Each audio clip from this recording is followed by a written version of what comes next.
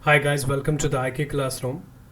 तो आज मैं जो वीडियो लेके आया हूँ, जिसमें हम जो इस वीडियो में जो हम जो है ना जीन मैपिंग डिस्कस करने जा रहे हैं। जीन मैपिंग, देखिए जीन मैपिंग जो मैं बता दूं, यहाँ पे जो जीन मैपिंग है वो हम जो है ना दो केस में देखेंगे। One is the 2 point cross and the second is the 3 point cross. लेकिन आज जो हम इस वीडियो में जो है ना 2 पॉइंट क्रॉस देखेंगे और उससे जो क्वेश्चंस पूछी जाती है CSR में, तो वो हम देख लेंगे कि किस तरह से क्वेश्चन जो है ना उनको टैकल करेंगे। देखिए, अगर मैं यहाँ पे आपसे कहूँ कि एक क्रोमोसोम है मेरे पास और इस क्रोमोसोम पे जो है ना मैं दो जीन जो है ना शो कर रहा हूँ, ठीक है ना। और जो ये दो जीन्स है, they are located on the same chromosome. If they are located on the same chromosome, they can be linked, they can be unlinked. यानी ये लिंक्ड भी हो सकते हैं, ये अनलिंक्ड भी हो सकते हैं। अब देखिए, लिंक्ड कब बोलोगे?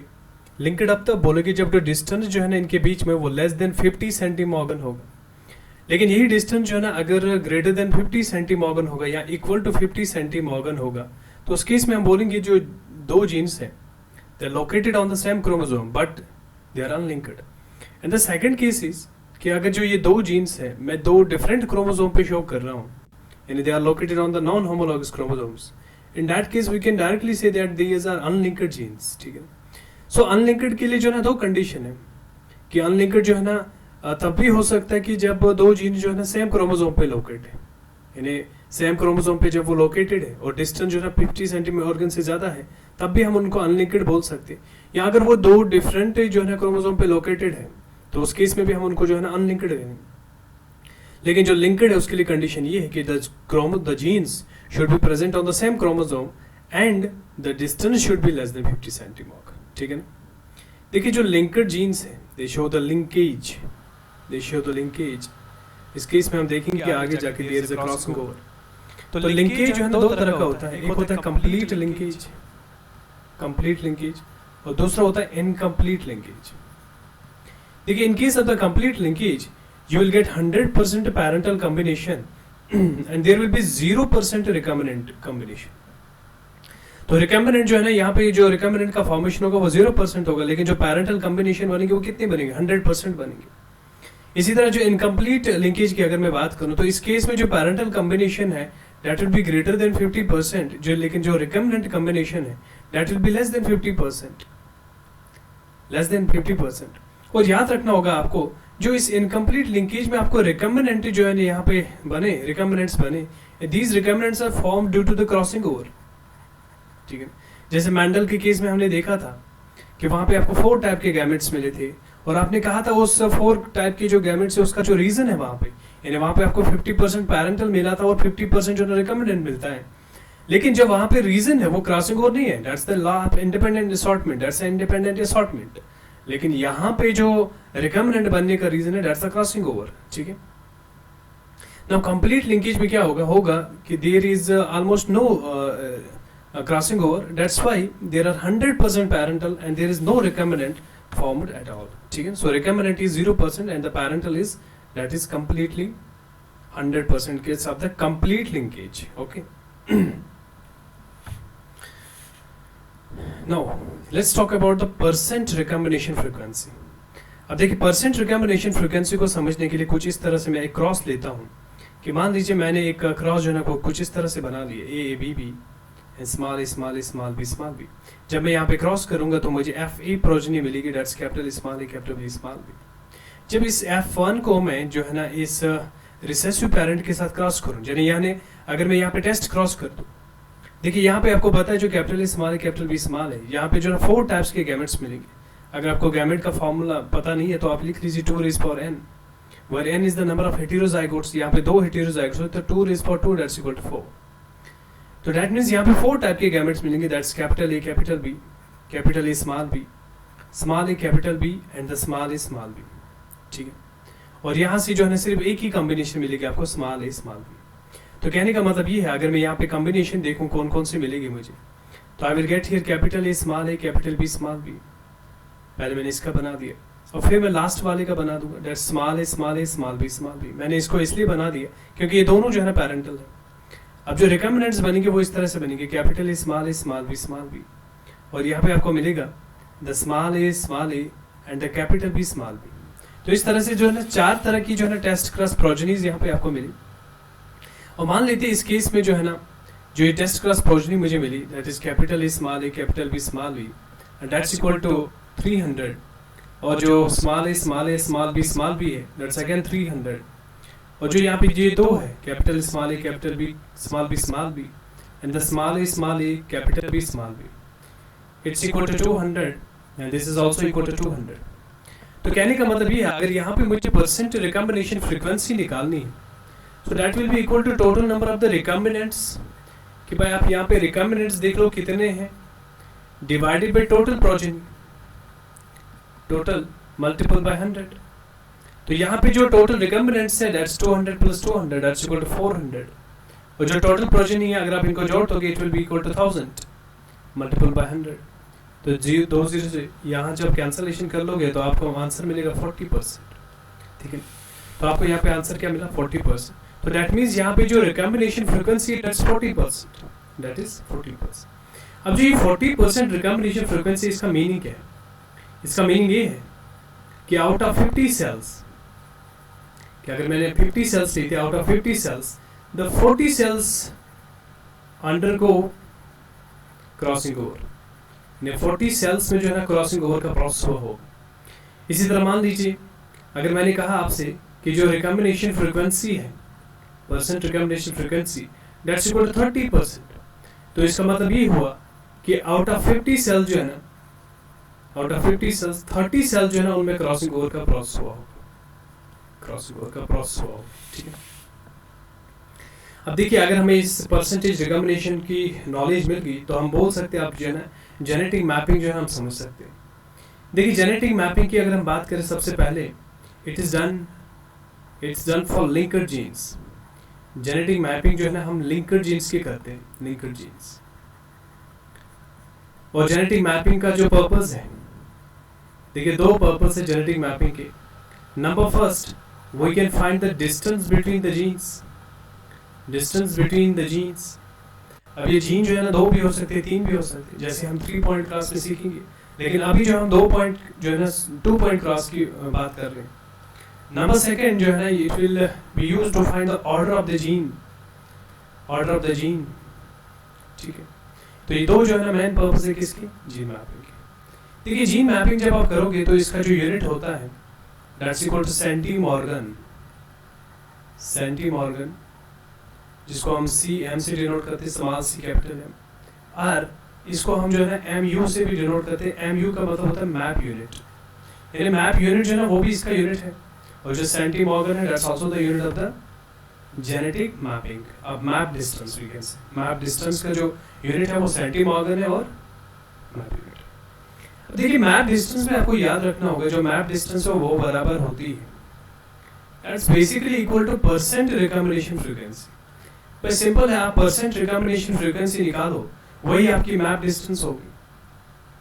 अब इसका कहने का मतलब ये है, अगर मुझे यहाँ पे जो है ना परसेंट रिकॉम्बिनेशन 40% मिला, तो I can see the distance between the 2 genes is 40 centimorgan, ठीक है ना। मान लीजिए मेरे पास जो है ना 1000 टेस्ट क्रॉस प्रोजेनी है, 1000 टेस्ट क्रॉस प्रोजेनी है।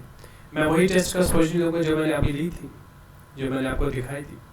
मान लीजिए मेरे पास जो है इस टाइम जो है ये 1000 टेस्ट क्रॉस प्रोजेनी है, और इस टाइम जो नंबर है कुछ इस तरह से दिया है, this is 350, 350, sorry, this is 150 and this is 150। तो इस केस में अगर मैं यहाँ पे फाइंड आउट करना चाहूँगा कि what will be the recombination frequency, तो यहाँ पे परसेंट रिकॉम्बिनेशन फ्रीक्वेंसी जो मिलेगी मुझे, देखिए वहाँ पे आपने यहाँ पे आपने देख लिया, आपने देख लिया यहाँ पे कि जो रिकॉम्बिनेंट है वो है 150 प्लस 150, यानी जो रिकॉम्बिनेंट टोटल है that's 300 divided by total, total is 1000 multiple bye 100। तो इसको सॉल्व कर लोगे आप, यहाँ पे मिलेगा आपका आंसर 30%। सो रिकॉम्बिनेशन, ये जो परसेंट रिकॉम्बिनेशन फ्रीक्वेंसी है वो मुझे यहाँ पे मिला, दैट्स इक्वल टू 30%। तो मैं कह सकता हूँ यहाँ पे जो डिस्टेंस है that will be equal to 30 centimorgan. तो कहने का मतलब ये है, if percent recombination frequency is equal to 1%, तो डिस्टेंस जो है ना वो 1 सेंटीमॉर्गन होगा। तो इसी तरह अगर परसेंट रिकॉम्बिनेशन फ्रीक्वेंसी में अगर यहाँ पे लिखूंगा 2% है, तो जो आपकी डिस्टेंस है दैट इज 2 सेंटीमॉर्गन। इसी तरह परसेंट रिकम्बिनेशन फ्रीक्वेंसी अगर 15% है तो जो डिस्टेंस है आपकी वो कितनी है 50 सेंटीमीटर। इसका एक बड़ा अच्छा मीनिंग है यहाँ पे देखिएगा। मान लीजिए अगर आपसे कहा कि जो डिस्टेंस है वो है 15 मैप यूनिट। अब 15 मैप यूनिट डिस्टेंस होने का मतलब है आपसे पूछा जा रहा है, आपसे बोला जा रहा है कि जो परसेंट रिकम्बिनेशन फ्रीक्वेंसी वो 15%। और इसका ये भी मतलब है कि जो 15% है वो आपके रिकम्बिनेंट्स है, वो आपके रिकम्बिनेंट्स। तो अगर आपको रिकम्बिनेंट्स पता चल गए आप पैरेंटल निकाल सकते हो। पैरेंटल देखिए अगर रिकम्बिनेंट जो है ना 15% है तो पैरेंटल जो है ना वो यहाँ पे आपको जो है ना 85 मिलेगा, 85%। तो 85% जो है ना वो पैरेंटल होगा। इसी तरह मान लीजिए इसको मैं और एलाबोरेट करूँ यहाँ पे कि मान लीजिए आपसे कहा कि जो 10% है, सॉरी जो दो डिस्टेंस है उनके बीच में जो डिस्टेंस है दैट इज 10 सेंटीमीटर और 10 मैप यूनिट। अब 10 मैप यूनिट का मतलब ये होता है कि परसेंट रिकम्बिनेशन फ्रीक्वेंसी आपकी दी गई 10%। तो कहने का मतलब ये है कि जो यहाँ पे रिकम्बिनेंट है वो 10% है और बचा जो पैरेंटल है वो 90% है, क्योंकि टोटल जो ना 100% है। ये कॉन्सेप्ट हमारे काम आएगा क्वेश्चंस को सॉल्व करने के लिए और जो आपको याद रखने होंगे, ठीक है ना। इतना सा कॉन्सेप्ट हमारे लिए जो है ना अभी काफ़ी है कि हम इन क्वेश्चंस को जो है ना वो सॉल्व कर सकते हैं। Let's move to the question और हम इस क्वेश्चन को देख लेंगे। क्वेश्चन है कि आपके पास एक जो पैरेंट है ए बी बी और दूसरा जो पैरेंट है small A small A small B small B. इनको जब क्रॉस किया गया और आपको F1 प्रोजेनी मिली, उसको आपने फिर जो है टेस्ट क्रॉस किया। जब टेस्ट क्रॉस किया तो आपसे पूछा गया उस टेस्ट क्रॉस में जो प्रोजेनीज मिलेंगे उनमें से एक प्रोजेनी जो है ना ये भी होगी। आपको ये कहना होगा इस प्रोजेनी के बारे में पूछा गया। क्या पूछा गया कि आप बता दो इसका जो है ना परसेंटेज कितना होगा if the two genes are unlinked. पहली कंडीशन दी गई अगर दो जीन्स अनलिंक्ड है। दूसरी कंडीशन ये दी गई if the two genes are completely linked. चलिए पहले मैं इस क्रॉस को बना लेता हूँ यहाँ पे कि capital A capital B small A small B small B. Cross होगा तो आपको मिलेगा capital A capital B small B. और इसको जब आपने जो है टेस्ट क्रॉस किया यानी रिसेसिव पैरेंट के साथ कर लिया, क्रॉस कर लिया, तो यहाँ पे जो है ना आपको 4 कॉम्बिनेशन मिलेंगे। तो वो 4 कॉम्बिनेशन जो है ना अभी हम करेंगे, अभी हमने किया भी एक बार, ठीक है ना। Let's capital A small A capital B small B, ठीक है ना। इसी तरह आपने लिखा capital A small B small B और फिर आपने यहाँ पे लिखा the small A capital B, sorry small A capital B small B. फिर आपने लिखा यहाँ पे स्मॉल ए स्मॉल बी, ठीक है ना। तो ये 4 कॉम्बिनेशन आपको मिल गई यहाँ पे टेस्ट क्रॉस प्रोजेनीज, ठीक है। अब देखिए इनके बारे में यहाँ पे देखिए, ये देखिए अगर मैं ये कॉम्बिनेशन देखूँ और ये कॉम्बिनेशन देखूँ, ये पैरेंटल है। लेकिन अगर मैं पैरेंटल को यहाँ पे अलग निकाल दूँ तो पैरेंटल कॉम्बिनेशन जो है ना वो ये है capital A small A capital B small B. और जो दूसरी पैरेंटल कॉम्बिनेशन है स्मॉल ए स्मॉल बी, ठीक है ना। ये दो पैरेंटल है और जो दो यहाँ पे रिकम्बिनेंट है, रिकम्बिनेंट जो यहाँ पे है that is capital A small B small B. और जो दूसरी है that is small A capital B small B. ये दोनों जो है रिकम्बिनेंट है। अब ध्यान दीजिए बहुत इंपॉर्टेंट है। पहली कंडीशन कहा गया if the two genes are unlinked. देखिए अगर दो जीन जो है ना अनलिंक्ड है तो इस केस में हमें पता है जो पैरेंटल है वो 50% बनेगा और जो रिकम्बिनेंट है वो भी 50% मिलेगा। यानी पहली कंडीशन की मैं बात कर रहा हूँ, if the two genes are unlinked the parental will be 50% and the recombinant will be 50%। तो कहने का मतलब ये है जो यहाँ पे पैरेंटल है पहले केस में, केस फर्स्ट में जो पैरेंटल है वो आपको 50% मिलेगा और इस 50% में इसका जो हिस्सा है वो 25% होगा और जो इसका हिस्सा है वो 25% होगा। तो डैट मीन जो P है उसमें हमने 25% आना चाहिए। तो that means the option first होगा ना ऑप्शन थर्ड होगा। और सिर्फ जो है ना ऑप्शन जो है ना B और D के चांसेस है। अब दूसरे पे जाते हैं, यहाँ पे Q 50% और यहाँ पे Q 0%। अब केस सेकंड जो यहाँ पे दिया गया है वो देख लीजिए आप। अब केस सेकंड में हमें कहा गया है the two genes are completely linked. और कंप्लीटली लिंक्ड में मैंने कहा था जो पैरेंटल है वो आपको 100% मिलेगा और जो रिकम्बिनेंट है वो आपको 0% मिलेगा। अब भाई पैरेंटल अगर 100% है और पैरेंट हमारे पास 2 है तो एक पैरेंट का कॉम्बिनेशन कंट्रीब्यूशन 50% होगा, दूसरे का भी 50% होगा। तो कहने का मतलब ये है जो Q है हमारा, जो Q है उसका कितना होना चाहिए यहाँ पे 50% होना चाहिए, और Q 50% जो है बी में है, इसलिए जो है ना आंसर जो है ना डायरेक्टली बी पार्ट होगा। आपको आगे करने की जरूरत ही नहीं है, आंसर मिल जाएगा आपको, बट मैं यहाँ पे आगे करके दिखाऊंगा ताकि आपको जो है ना बाकी चीजें भी आ जाए। अब जो R है यहाँ पे इसमें कहा गया है if the two genes are 10 mu apart. अब केस थर्ड जो है, केस थर्ड में आपसे कहा गया दे आर 10 mu यानी मैप यूनिट अपार्ट। देखिए 10 मैप यूनिट अपार्ट का मतलब होता है the percent recombination frequency is equal to 10%, और इसका ये भी मतलब है कि जो रिकॉम्बिनेंट है आपके वो 10% है, तो डेट मीन जो पैरेंटल है वो कितना होगा 90%, और पेरेंट्स हमारे पास दो है, उनमें से एक पेरेंट का कंट्रीब्यूशन जो है ना वो 45% होगा, दूसरे का 45% होगा, तो डेट मीन जो तीसरा पार्ट है यहाँ पे तीसरा that should be equal to 45%, यानी आर का वैल्यू जो है ना 45%। अब उसके बाद एस में कहा गया if they are 24 map unit apart.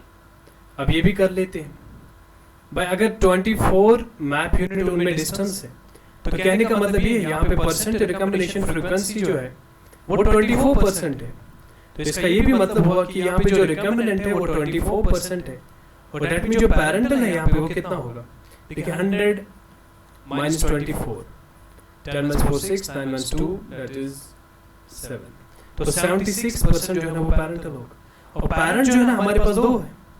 अब एक का कंट्रीब्यूशन जो है ना यहाँ पे 38% होना चाहिए, दूसरे का भी 38 होगा, क्योंकि 38 plus 38 that's equal to 76।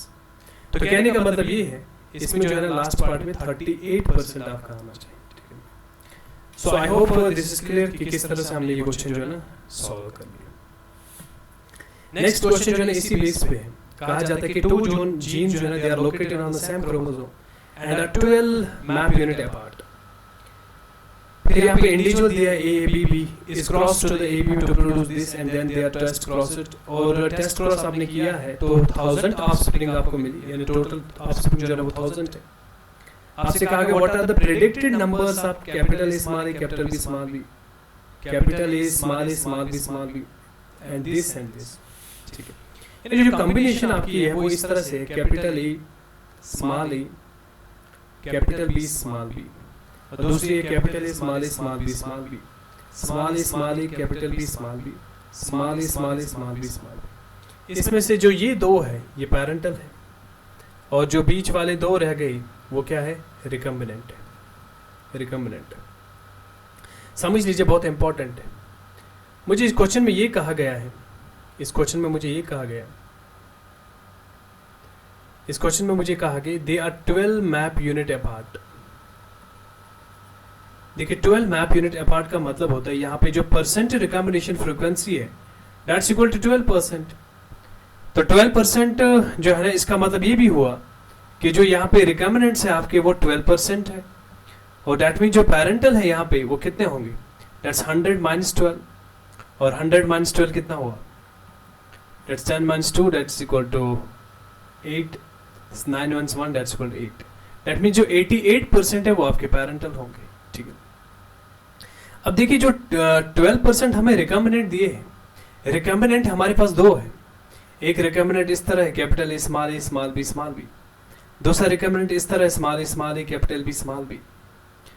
जो इसकी परसेंटेज है दैट मीन्स वो 6% होगी, और जो इसकी परसेंटेज है वो 6% होगी। इसी तरह जो है पैरेंटल भी दो कॉम्बिनेशन है आपके पास, the capital A small a capital B small b, the small a small b small b। तो इसका जो कंट्रीब्यूशन होगा वो 44% होगा, और इसका भी कितना होगा 44%। अब देखिए ध्यान दीजिए, ये जो मैं यहाँ पे 6% लिख रहा हूँ, but this is the 6% of 1000, क्योंकि टोटल ऑफस्प्रिंग जो है वो 1000 है। तो 6% ऑफ 1000 जब आप करोगे तो answer will be equal to 60। इसी तरह जो 6% ऑफ 1000 है that will be equal to 60, और यहाँ पे जो है ना इट इज द 44% ऑफ 1000, और that will be equal to 440, और यहाँ पे भी जो है ना आंसर आपको मिलेगा 440। तो फाइनल आंसर ये है कि कैपिटल A स्मॉल b आपको मिला कितना 60%, और small a small b capital B small b आपको मिला कितना 60%। तो इसी तरह जो यहाँ पे 60 लिखना हम 60, तो इसी तरह जो capital A capital B small B है, दैट्स इक्वल टू 440, और जो स्मॉल ए बी है, दैट्स इक्वल टू 440। तो क्वेश्चन को अगर आप ऑप्शन देखोगे, ऑप्शन में पहले कैपिटल ए स्मॉल बी है, इसका 60 वैल्यू दिया तो सही है, फिर स्मॉल ए कैपिटल इसका 440 तो ये गलत है, तो ऑप्शन ए नहीं हो सकता। ऑप्शन बी पे जाए नहीं हो सकता, ऑप्शन सी पे जाए नहीं हो सकता, क्योंकि हमें क्या आना चाहिए, 60 आना चाहिए। तो इसका ऑप्शन जो है ना ऑप्शन डी ही हो सकता है। देखिए एलिमिनेशन मेथड भी बहुत इंपॉर्टेंट है, आप एलिमिनेशन मेथड से ही जो है पहले पार्ट से ही इसको सॉल्व कर सकते थे, ठीक है। अब आप देखिए जो कॉम्बिनेशन आपको मिली वही कॉम्बिनेशन यहाँ पे 60 440 एंड द 440, ठीक है ना। ठीक है, तो इसके साथ ही जो है हमने देख लिया कि कैसे हम इस क्वेश्चन को कर सकते हैं, ठीक है ना। Thank you for watching, just subscribe the channel and hit the bell icon. Thank you.